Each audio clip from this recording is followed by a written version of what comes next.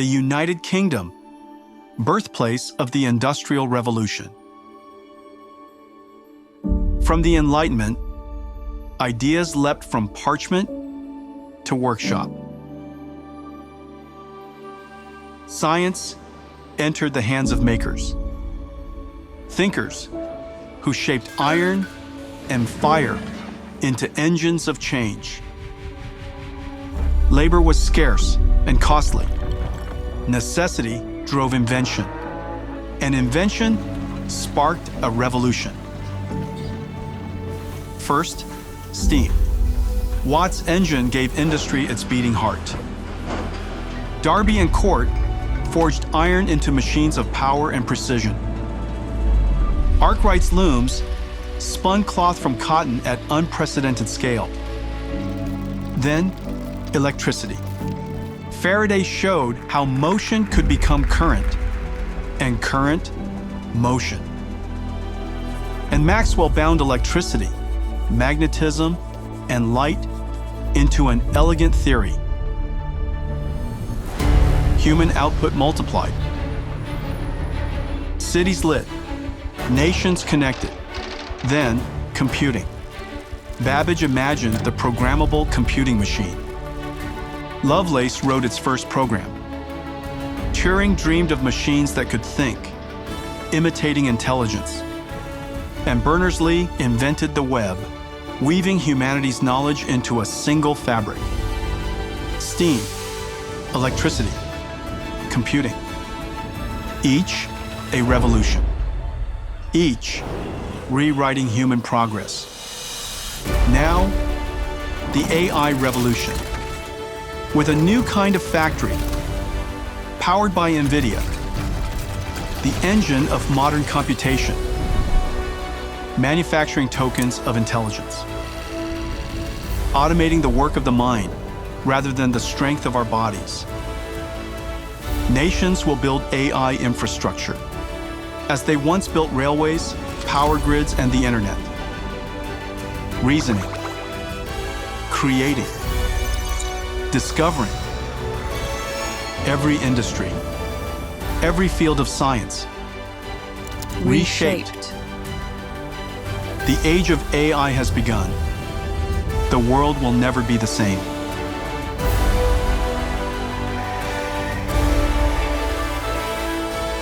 Here, in the UK, began the revolution that shaped our modern world. And here, it begins again.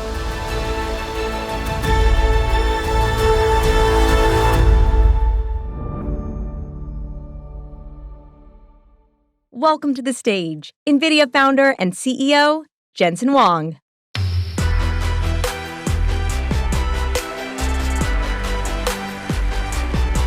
The UK AI ecosystem. It's great to be here. Wasn't that a great story? I wrote it, but I didn't make it. You made the history. You made that story. And it was really, really fun making that video and telling your story. This is an extraordinary time. And tonight we're going to have a fun time. We have some special guests. I just want to call out a couple of them. We have Secretary Howard Lutnick here. I think I can barely see him. He's right there. Thank you for coming. We have Secretary of State Peter Kyle. Is he here? I've got a surprise for you guys yet. This whole week has been incredible, and today was a really special day. Prime Minister Starmer hosted business leaders, hosted President Trump, Secretary Lutnick at Chequers. And Chequers, as you know, is a historic home of Winston Churchill. And we had a great meeting there. And instead of me telling you what we talked about, what I spoke to President Trump, this is what I said to them. I said, it's an honor to be with you today at a moment when the fundamental fabric of technology industry is being reshaped. That the United Kingdom was the birthplace of the Industrial Revolution. From steam and electricity to computing, each wave of innovation reshaped the world, and each one brought our nations closer together. Now, a new industrial revolution is beginning, the age of AI. This is the big bang of intelligence itself, a transformation as profound as steam, engine, or electricity. 60 years ago, this is now our story, 60 years ago, IBM introduced the System 360. And for many of the computer scientists in this room and computer historians, it was the beginning of the first general purpose computer, and it marked the beginning of modern computing. An era powered by Moore's Law and CPUs, and this is our generation, programmed line by human beings. But Moore's Law has reached this limit. To keep advancing, we invented a new approach. NVIDIA pioneered GPU-accelerated computing, speeding up processing tens, hundreds, thousands of times, vastly more energy and cost efficient, and we opened up frontiers in science, in industry, and of course, started the era of AI. This journey is the reason why I know all of you, and it's really great that you're here today. Just moments ago, and this morning, NVIDIA and Intel announced a historic partnership to jointly develop multiple generations of x86 CPUs that are optimized for the NVIDIA AI and accelerated computing architecture. This partnership is a recognition that computing has fundamentally changed. Accelerated computing and AI have arrived. The future of AI, the future is AI, and AI is not programmed.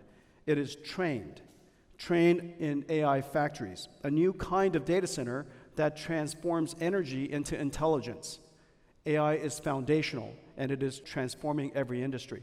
This observation that these AI supercomputers, these AI factories, are not the same as classical data centers, that observation was completely revolutionary. It was transformational for our company and has really started a brand new industry. At that point, I said, Mr. President, under your leadership, America has launched a bold AI action plan. And Secretary Lutnick has been very close to that. That puts the full weight of our nation behind this revolution. You champion energy growth and the training of skilled craft workforce to build the infrastructure of what will be trillions of dollars of AI factories. You have made clear that America must lead across the entire AI technology stack, from chips and infrastructure to models and the applications that transform every industry. And tonight, we're going to spend some time talking about highlighting some amazing companies that are building on that and building AI applications that will transform industries. And at that point, I said, Prime Minister, at the London Tech Week just 3 months ago, as you recall, I was here 3 months ago, and Prime Minister Starmer and I had a fireside chat, and we spoke about the incredible moment and the incredible opportunity that UK has. You conveyed with clarity that UK will be an AI superpower, creating jobs and driving economic growth. You invited NVIDIA, he invited me, and he challenged me to partner with the UK and to help kickstart the AI revolution here in the UK. The United Kingdom is at a Goldilocks moment where world-class universities, amazing AI researchers, bold startups, many of them here, incredible venture capitalists that support them, and leading industries converge. But to build a thriving AI ecosystem starts with infrastructure. This is the big idea that Prime Minister Starmer and I spoke about creating a flywheel, a technology flywheel, a market flywheel, as well as an economic flywheel that starts, that ends, and that causes the UK ecosystem to thrive. And if you want that, you need to have your infrastructure here. Building infrastructure is foundational to have a circular ecosystem, a circular industry, and have the flywheel get started. And we spoke about that quite extensively. To build a thriving AI ecosystem starts with infrastructure. This week, and that's why this week is so exciting, I think we will go down and remember that this week was a very big deal, that NVIDIA announced several things. We announced a partnership with Nscale. With the support of President Trump and Secretary Lutnick, we announced a great partnership with Nscale, the UK AI infrastructure company. 3 months ago when I met Josh, they were $0 billion. Today, Josh is $0 billion, but with the potential of being... But in just 3 months, we have helped Josh set up Nscale, and they are on their way to scaling up to 300,000 GPUs around the world, 60,000 here in the UK. A whole bunch of it in the United States, 60,000 here in the UK. AI infrastructure partners Nscaling, CoreWeave will invest and build 11 billion pounds AI factory here in the UK. 120,000 NVIDIA Blackwell GPUs, the largest AI infrastructure rollout in the nation's history. It's 100 times larger than the largest supercomputer we just installed. NVIDIA and the UK just installed 6 months ago. Isambol, yeah. It's the largest supercomputer in UK today, and now we're going to put in the ground another 100 times more powerful than today's. NVIDIA is also boosting the UK quantum computing. As you know, every quantum computer, QPU, needs a partner, a sidekick. And that sidekick better be the fastest computer in the world, and that's NVIDIA. And so we work together in a quantum classical heterogeneous way. Pre-processing, post-processing, error correction, all kinds of new techniques are being invented.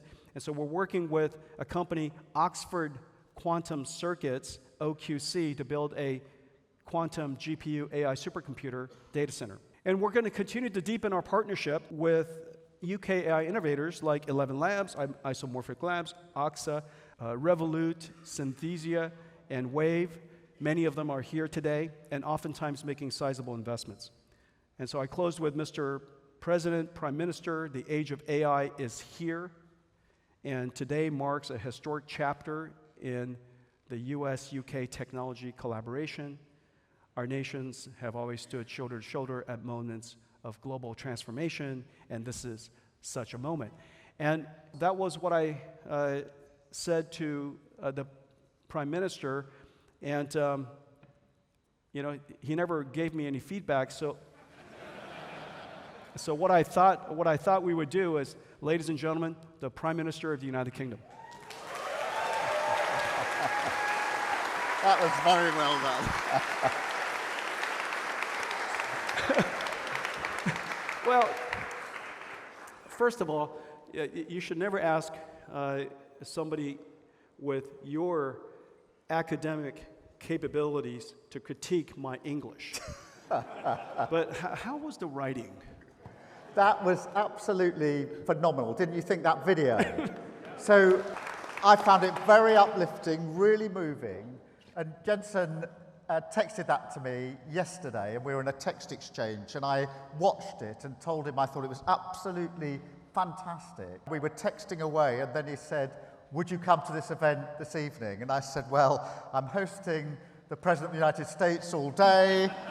We've got a lot on in the evening, but I'll try and change the diary and get here." And so it was a late appointment. I'm gate crashing. I'm sorry about that, but I really wanted to be here. I was not presumptuous to invite him. I said, we're having a little soiree. You said it was a soiree. But I wanted to thank you for your investment and confidence in the United Kingdom. I wanted to be able to tell this brilliant audience what we did today. Jensen's already mentioned it, but this is the tech agreement, the first ever tech agreement, the biggest ever tech agreement between the United States and the United Kingdom.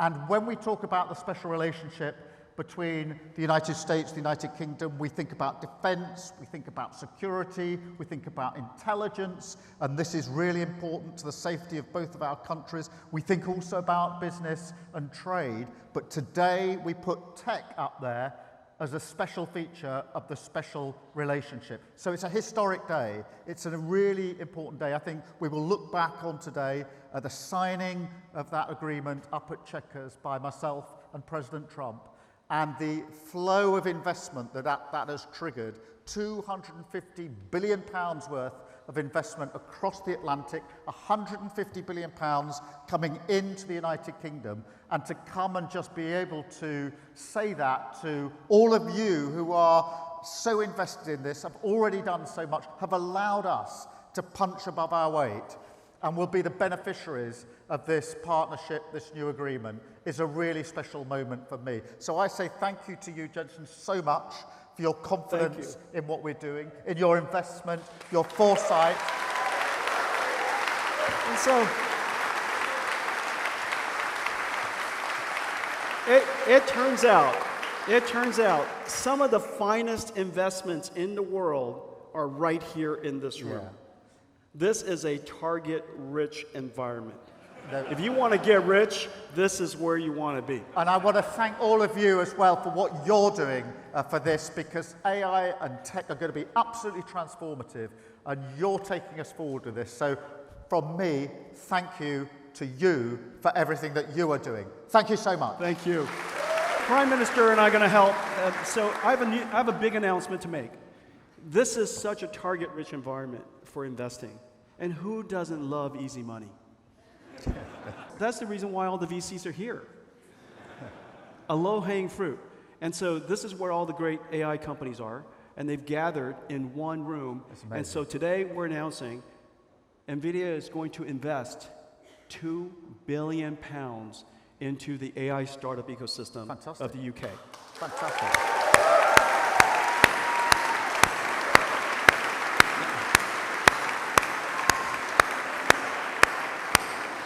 The CEO of Clio, she said something. I didn't ask her permission to use this quote. It's just such a great quote, I'm going to use it.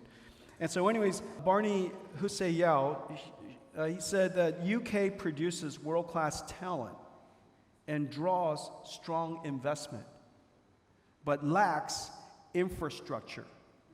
So I think that one has been checked off. Okay, so we check that one off. The second thing that we know is that UK is the third largest AI startup ecosystem in the world, just behind. Thanks to you. That's right. It's thanks to you. And NVIDIA has already invested in some amazing companies here. Relation Therapeutics, Synthesia. As all of you know, I invested in ARM, and I wanted to invest a lot more.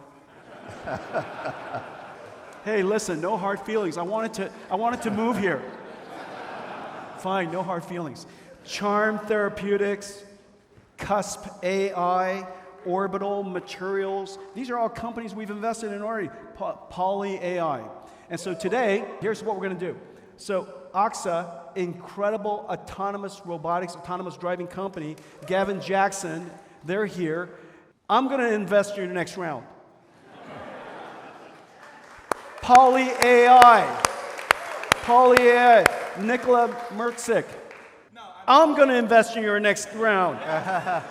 N-Scale, Josh Payne. Are you here, Josh? I invested in your next round.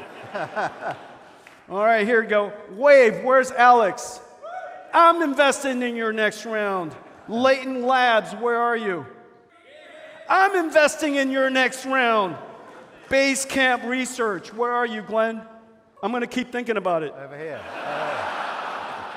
I'm investing in your next round. Synthesia, I'm definitely investing in your next round. Where are you, Victor? All right. And then lastly, of course, Revolut. What an amazing story. What an amazing story and a great partner. I'm investing in your next round. And so that's what the £2 billion is for. I feel like I've spent it. You just have. That announcement came quick. So I want to thank all of you. I want to thank Prime Minister for coming today. And I have a special gift for you. If you could just wait just 1 second. So thank you. You texted me back. You said you were coming. And I said, at first I was going, oh, yay. And then I went, oh, something else. Because, if somebody comes to your party, you got to give them a gift. And so I've got this gift for you. And as you know, this is the beginning of the AI revolution in the UK. It starts with building infrastructure. In 2016, I announced a brand new computer, a computer that the world's never seen before. Prior to that, 2-3 years prior to that, we started working on the idea of a new type of computer that would process software in a very different way. And so we went off and created the world's first AI supercomputer. And on the day, we have this conference called GTC. I was so proud of it. I was so excited by it. And we had just built this thing. It was very heavy. And it was a lot heavier than I expected it to be. But anyways, it was the world's first supercomputer for AI. I announced it at GTC, and the room was silent. Nobody knew what I was talking about. Not one person.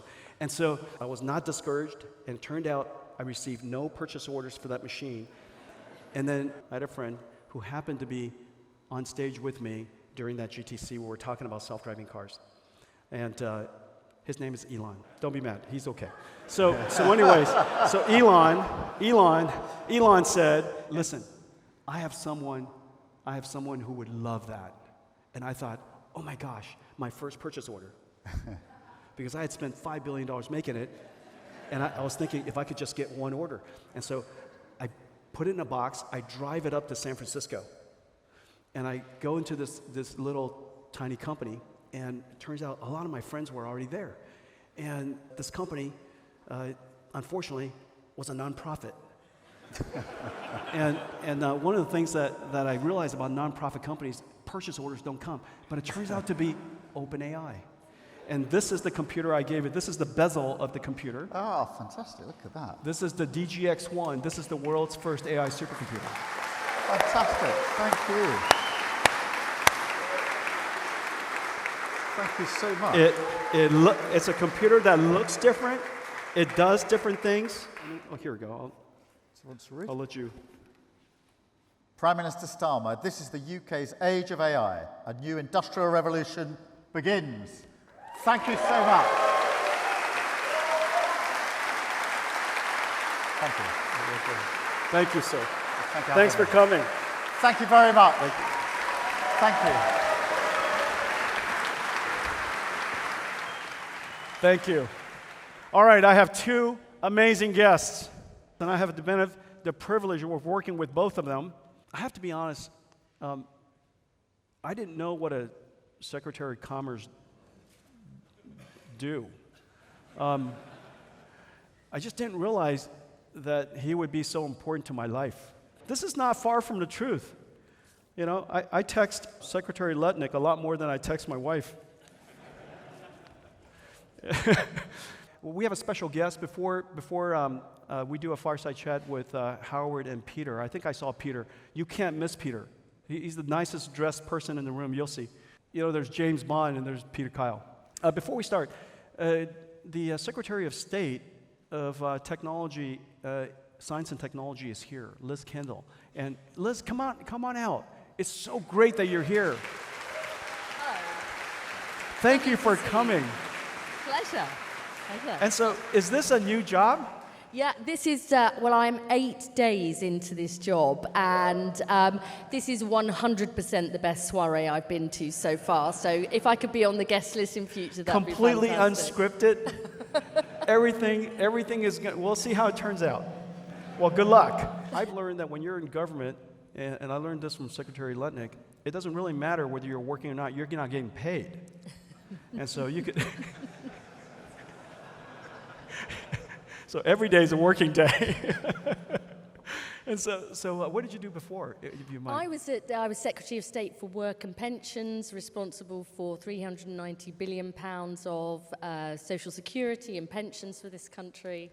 But I spent most of my life, before I came into politics, in and around healthcare and life sciences, so that was my background. Oh, wow, that's incredible. So it turns out that this room, the people in this room, we're going to bring AI to the UK.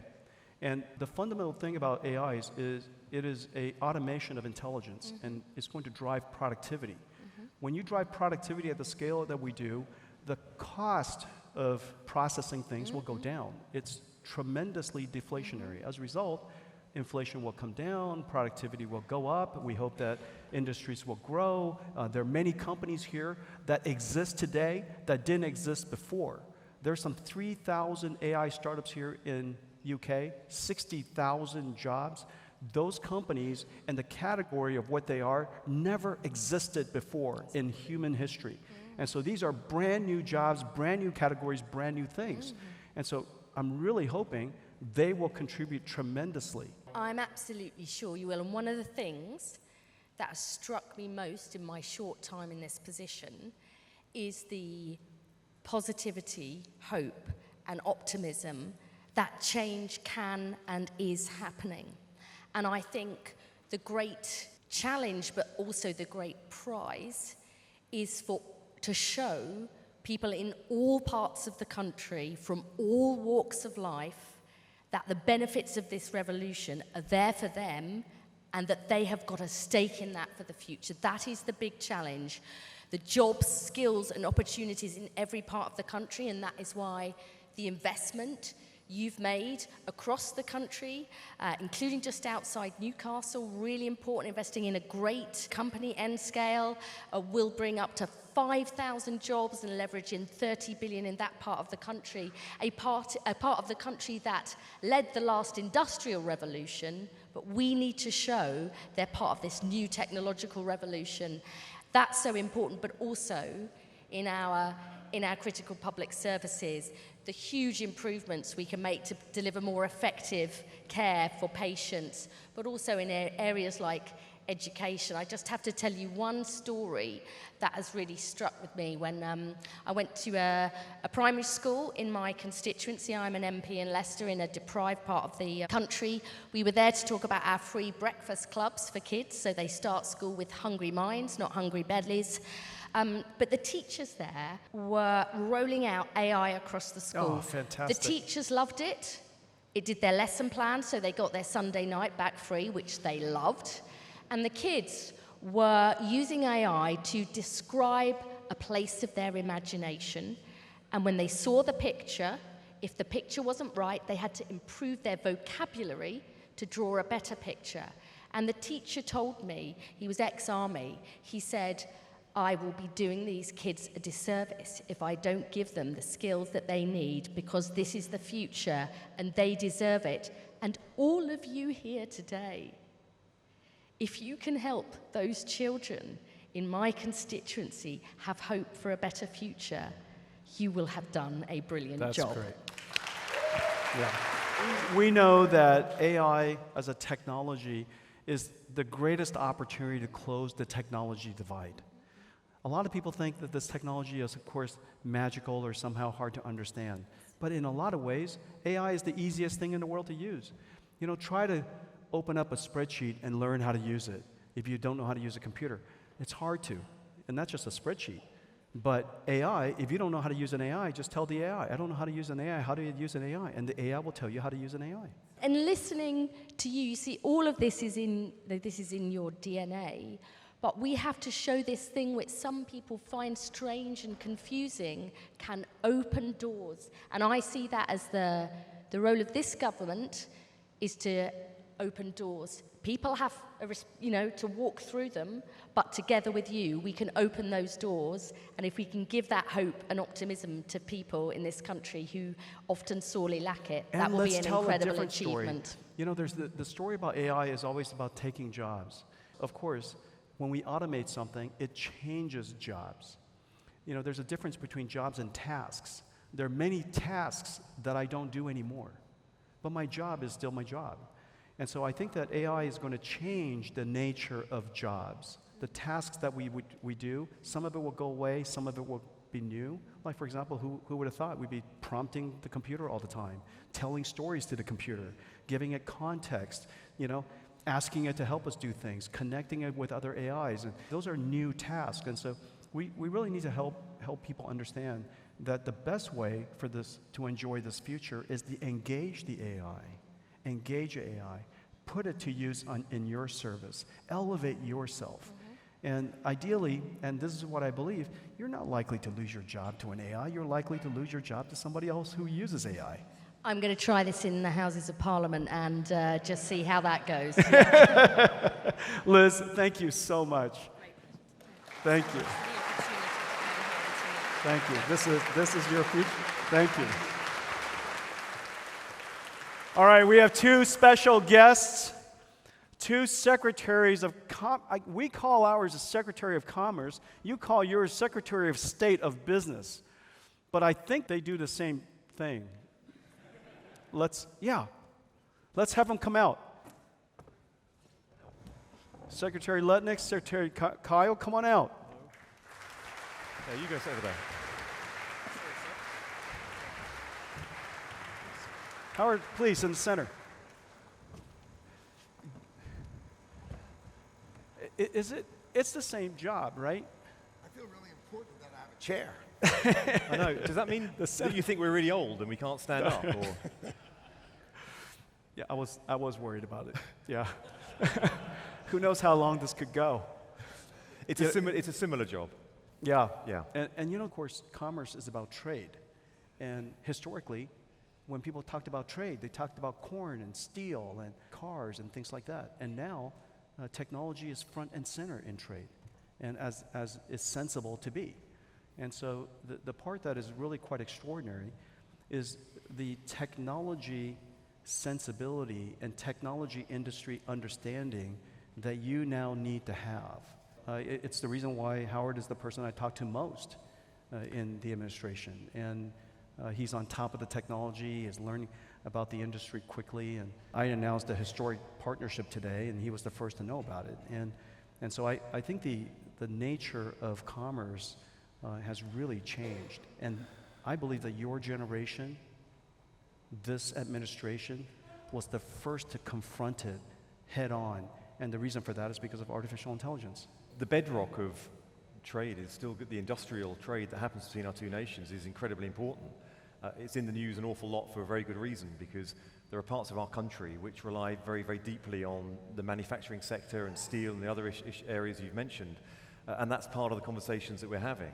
But the special relationship, goes way back. It was Winston Churchill that coined the phrase special relationship, and in the post-war period, it has been reinvented over the times to get it fit for the purpose. And what you've seen between the deals that's been struck this week is the renewal, but also the modernization of the special relationship.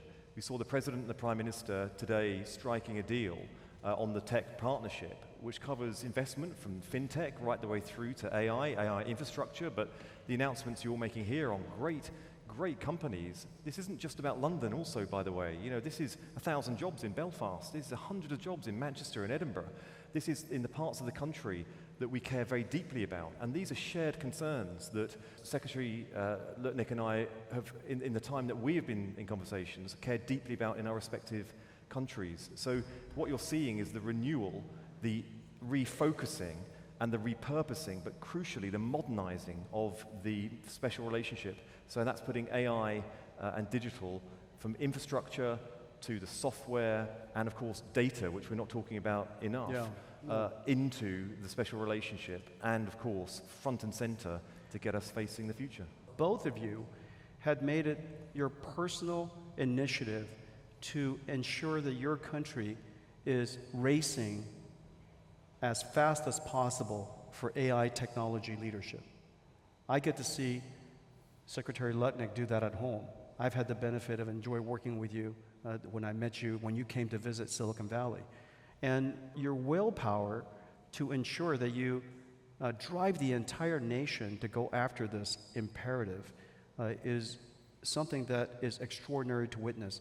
There's so many challenges. When you think about the United States advancing our AI initiative, the Win the AI race, the AI action plan, all of the things that you're working on, if you could scope out the challenges that the United States has, because our challenges are different than the UK challenges. What you think the challenges are, how we're doing relative to those challenges, and how we can all be supportive of advancing it. So when I walked into the Commerce Department, we had the AI Safety Institute. And if you think of a safety institute, just the name of it really means I'm afraid, right? So it was all fear, regulation of fear. We had this thing called the AI diffusion rule, which basically was don't diffuse it anywhere. They had very constraining, to the point where I was on a trip to Poland and the Polish Prime Minister hunted me down and said, "What did I do to America to only be a tier 3 country?" And I said, "I don't know, I thought you were part of Europe. I didn't know what you did." So we had to get rid of that nonsense, right? Dispense with the nonsense and get leaning forward, right? Which means, what do we need? We need standards, not safety, right? We need power. The Chinese open a coal mine a week. And if you looked at the power grid of America, we were taking off more than we were putting on. because we had all this environmental stuff. So we were designed to lose the race. And President Trump made a clear and quick decision to lean forward and to lean in. So my objective is I go to sleep at night and I think 1 terabyte of power. I need to build 1,000 gigawatts. Now that may be a long objective, but I darn well better build 100. And so we're going to build power on federal land so we can do it fast, right? We're going to do powered shells everywhere so that there will be the capacity for us to do AI everywhere. And so this is front and center for us because we feel that if we don't win the AI race, we lose the AI race, and that is not a possibility for America. Yeah, it's really quite extraordinary. You know, for practically maybe a decade and a half, energy use was vilified in the United States. And if you talked about building plants and using energy, there's some amount of embarrassment and shame, and you know you're going to get attacked. And practically on the first day of this administration, President Trump's administration, it was energy growth, and he put his weight behind it, the administration weight behind it. You really drove energy growth all over the agenda, and now our industry has a chance to succeed. Without energy, you can't have industrial growth. It's inconsistent. And so it's really terrific that we have the energy tailwind now. We still have to go put it in place.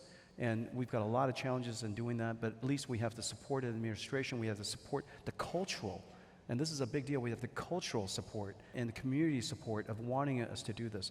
But we're both driven to do nuclear. Yeah, I was about to say then that I was trying to, Howard's not here long enough. He's in and out in a day. I was trying to get him to up to see Rolls-Royce so he could look at the small modular reactors and the development of it there. There's loads going on here that we're trying, because we have the challenge of you need to build capacity. We need to build capacity and get the price down. And we're investing hugely in nuclear as well. And we talk a lot about carbon production. We talk a lot about renewables. In the middle there is a lot coming through, and Britain is front and center. And the deal that the President and the Prime Minister signed today is going to expedite the partnership to get nuclear to provide the power on the scale that you need. You mentioned the urgency that both Howard and I do our jobs with. You invited me to GTC earlier this year, and I came along, and it was a privilege to be there. And in one of the sessions, somebody asked me, you seem like you're in such a rush. And I said to them that the moment the Prime Minister appointed me to my previous job at Science, Innovation and Technology as Secretary of State, I didn't just see this long road going off into the distance. I heard a clock ticking, a countdown clock to me being sacked or reshuffled. And I thought, I've got to just make everything I can do every single day to get to where we need to be. So the AI Opportunities Action Plans, the AI Growth Zones, the 20x increase within 3 years of our sovereign compute, the work we are doing to get our AI infrastructure to where we need to be. Aside from energy, where are the challenges of cultivating a vibrant, thriving AI ecosystem as you see it here in the UK? AI, you've got the chips and the infrastructure, you have the data, and you've got the software. And we speak a lot about the N2, not very much about the data. Britain is a data superpower already. We're not an AI superpower yet, but as you've said, we're starting along that path to becoming one. Britain, with the data that we have as a welfare state, we're not the biggest country in the world, but we have the greatest insight into health activity because of the National Health Service. 93% of Britons use state education. So the way that we can harness the power of human behavior safely, respecting people's need to have their own data kept for them, but also used anonymously, safely, and wisely, but also assertively, so that we can create the kind of scientific endeavor that can flow from having the incredible supercomputing hyperscale facilities that you are now responsible for investing in Britain. You combine the two together, and you can see the kind of scientific exploration, discovery, but crucially, the commercialization of it. If you think of the company that owns Ozempic, the weight loss drug, accounts for half of all of the economic growth in Denmark right now. Without that drug, one drug, Denmark would be in one of the deepest recessions in Europe. Now that's one drug. Now think about the advancements we can have with Britain's life sciences sector, combined with the AI sector, combined with the skills we have with 4 of the top 10 universities in the world. And you get a sense of why Britain can be the partner we can to America. You see where our place is within this partnership. And the commercialization and the benefits that can come from our whole economy. And because we are 2 governments that care deeply about communities that have been left behind in the past, we are using all of the agency that comes with governing to make sure that finally we move to get forward as one country. One of the things that's really important in the cross-ocean collaboration between our 2 countries is really important, especially with respect to AI safety. You know, one of the things that people fail to realize is that when you advance AI technology quickly, you're not just talking about advancing its capability. Oftentimes, you're making it work more properly, which is more safely, inventing new technology to avoid hallucination, which is safety, safeguarding, guardrailing technology, safety, technology that causes the AI to reflect on itself and think about, did it produce the best answer, consistent with values and cultures in alignment, safety. What about creating AIs that are adversarial with each other? It's arguing with each other before it produces an answer, safety, technology. And so a lot of the AI advances where the researchers are saying, we want to go faster, we want more compute, we need more infrastructure, we want to go faster. A lot of that technology is really related to safety. It's just not expressed in the form of safety. And so I really love that we're pushing the technology as fast as we can because it's making safer AI.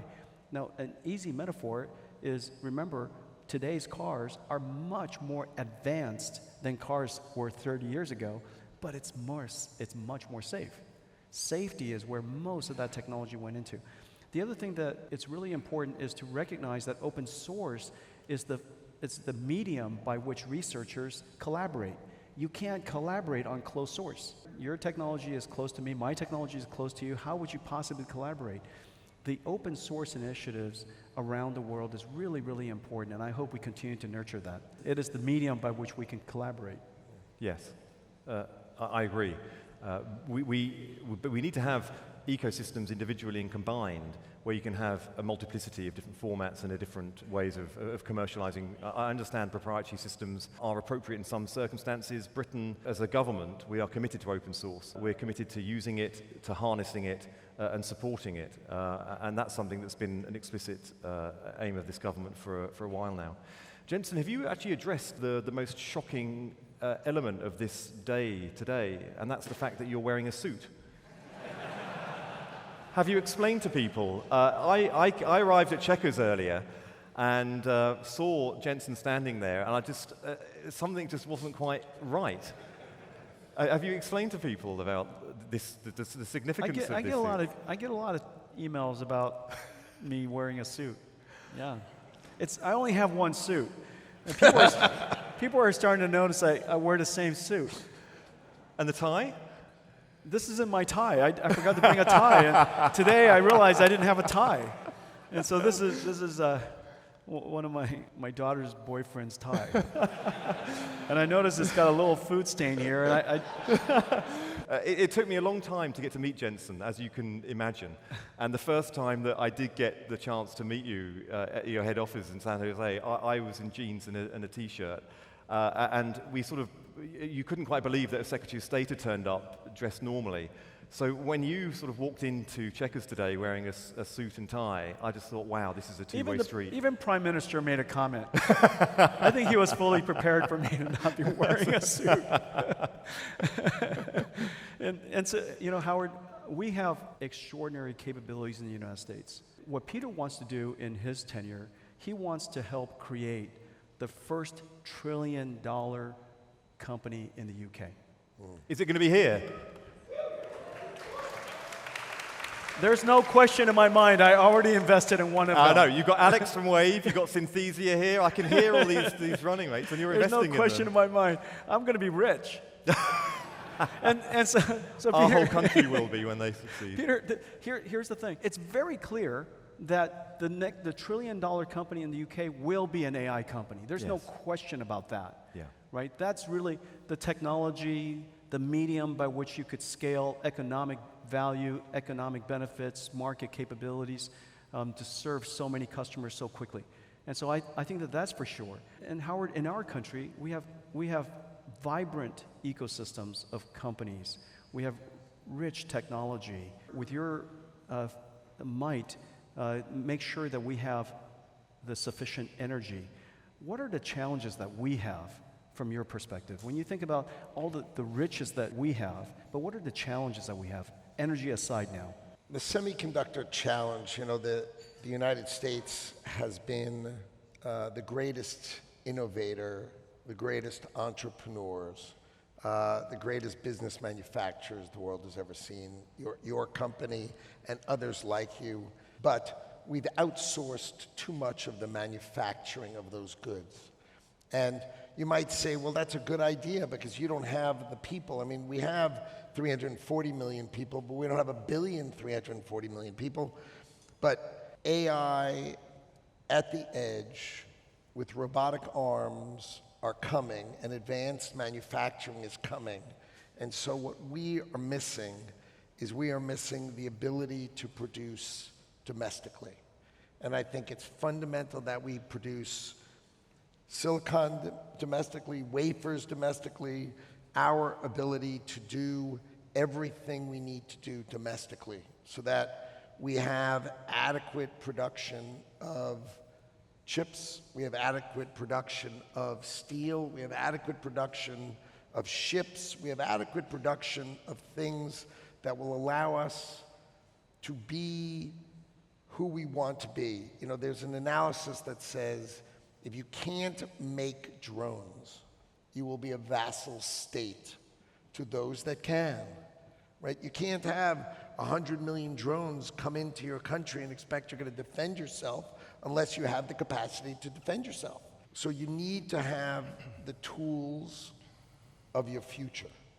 And the tools of our future are AI, but the inputs of your AI desire, that you can build your GPUs not just 9,500 miles away from our home, but rather near home. And so one of the things we need to do is we need to build, and that's part of our tariff philosophy, to build sufficiently at home that we have the capacity to care for ourselves and the rest of the world if we need to.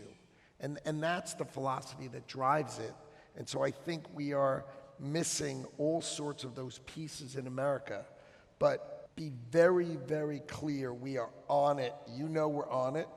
That's why we deeply appreciated your investment in Intel to make more chips at home. We're on it. We're on it across the entire spectrum of investments. And the Trump administration is complete in 3.5 years. We will have fundamentally altered the future of America because we will own our own infrastructure and we will take care of ourselves. And because of our special relationship, we will also take care of the United Kingdom with respect to those things. Yeah, that's worth a round of applause, isn't it? That's right. Peter, you know what's incredible? This is the first conversation I had with Howard. You remember that. Literally the first conversation I had with Howard. About 30 seconds into it, this was the conversation we're having. Yeah. And now, how many companies are manufacturing in the United States? How many companies are not? The They're all amount of building. investment. Everybody's building. The scale of moving dirt in America today is unheard of. Yeah. Everybody's doing it. They're announcing it. They're building it. They're going to build in America, and we're going to give them the infrastructure. We're going to give them the power, right? I mean, the president said that if you want to build a data center and you want to be your own utility, you can get gas turbines and build your own power. No one has, that idea has never even been contemplated. But here, in order to win the race for AGI, we must arm our best entrepreneurs, our best innovators, our best engineers to be able to do their job. That's what you talked about today, which was very uplifting. My president is crystal clear. He's building the infrastructure for success, which requires a regulatory model of success.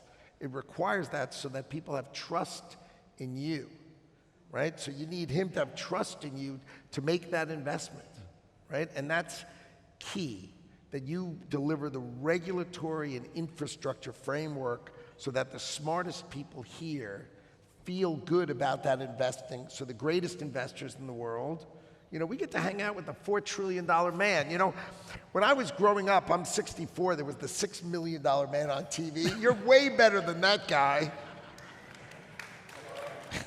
But that's the vital nature, is that it's imperative for our government to give you the infrastructure and the regulatory It environment is incredible. Frankly, President Trump's vision, you were his primary agent to activate it across the industries.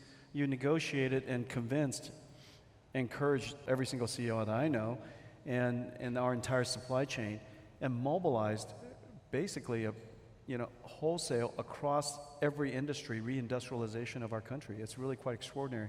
And I believe the greatest natural resource of the UK is the incredible researchers and scientists. It is really quite extraordinary. Your universities, the Oxfords, are creating critical thinkers, independent thinkers, creative thinkers, and they invent amazing things. But one of the weird things is that in the case of the United States, we invent things, then people stay, they build companies, they become public, they become large. And this whole week I was trying to figure out, and thinking through it myself, what is the difference? Because your schools are just as excellent. In fact, most of the people I meet here are very entrepreneurial. The venture capitalists want to invest, as you saw today. I made some big investments today and some excellent investments. My observation is this: one of the advantages that we have it's not the largest market in the world in population, but it is extremely large market in terms of financial capability, obviously the largest, but it's also homogeneous. We have a homogeneous market. Here in the UK, you don't have that benefit. Europe is not a homogeneous market. There are two homogeneous markets that are three, I guess if you would say, right? There's United States. China is the second largest homogeneous market in the world. Their population capabilities are quite different, but the language is the same. Japan, homogeneous market, and notice how quickly their economy grew when it was ready to grow. Here in Europe, the markets are so fragmented, different cultures, different languages. Is that one of the attributions to the reason why it's so hard to build great companies here in the UK? It is an issue, it's not the issue. You are proof that if you have the right innovation, which is commercialized in the right way, and it has the right leadership, then all of these things don't matter because you can build around it. We are incredible at scientific endeavor, and thank you for your tribute to British science and innovation. It is truly great. We are the government that is now building out between Oxford and Cambridge. You've got King's Cross area, which is just now super hot, which is incredible to be here tonight. But we're building out. It's going to be the biggest investment in British history for the space, for clustering, for campusing, for focusing, and also for commercialization. Because we will build out between Oxford, Cambridge, and Milton Keynes in the middle with Open University, an incredible asset there as well. And we're going to have rail link, we're going to have ultra-fast, latest digital right between the two, and we're going to have the robotic labs, we're going to have all the facilities, and then the sort of campuses that will flow from it. That work is underway now and being led by Sir Patrick Vallance in the Department for Science and Technology. The thing that I would change is a mindset, and in Britain in particular. I went to Stanford University a couple of years back and spoke to some undergraduates there, and when I asked them, why did you choose to go to university, and why did you choose to go to Stanford? Every single student in that group of 10 or 12 said because they wanted to set a company up. They wanted to become founders. Every single one. There wasn't one that said they didn't. Now, in Britain, if you went to a group of undergraduates, how big would that group have to be before you found someone that said that their choice of going to university and the choice of going to that specific university was because they wanted to become a founder? So we are great at scientific discovery. We are great, and the pedigree and the history and the language and the culture leads us towards being white hot when it comes to discovery. But we're not great enough at the commercialization side, and the entrepreneurialism just simply isn't there with the drive and vigor. And that's what's so exhilarating about the moment that we're in, because we're celebrating it much more than we have in the past. We're integrated with countries and an environment. So many people are. When I go to Silicon Valley, I meet so many British people who just have this burning entrepreneurial desire, but feel they have to go there to be comfortable, to be around peers. That's what we've got to change, and it's got to start with the way that we use higher education, use the way we discuss as a country, not just scientific endeavor, but the commercialization of it and celebrating it. Well, you used the right word. You said celebrate. In America, we celebrate the entrepreneur. We celebrate the innovator. Right? We celebrate success. And Europe has historically looked down on that. And your participation in Europe all those years sort of convinced you to look down on it, right? You had this compensation, remember the whole compensation model issues and all that? To build and to win and to create $1 trillion company, you need to celebrate the building of success. You need to have it as a cultural change that says, we want you in this room to win. We want you to win. And America, we have it in our soul, right? And one of the things of the visit is to you guys to look at Donald Trump and to get from him his love for Britain. And his advice would be, follow the lead of America, who's your greatest friend. Build, grow, celebrate, invest, but you need to take care of these people, and if they don't feel you love them, then what happens? They know that. There you know that, go. don't you? You do know that. You heard it here first. They know that. Okay, but they know that, but I tell you what, if he doesn't love you, come to America. We love you. Don't clap that. I just figured it out. Howard is always selling. But I got to tell you, Howard, there's not been one meeting I've ever had with you where you didn't say, Jensen, I want you to win. Correct. Actually, there's not been one meeting. There's a way some part of the conversation is, Jensen, I want you to win. I want our country to win.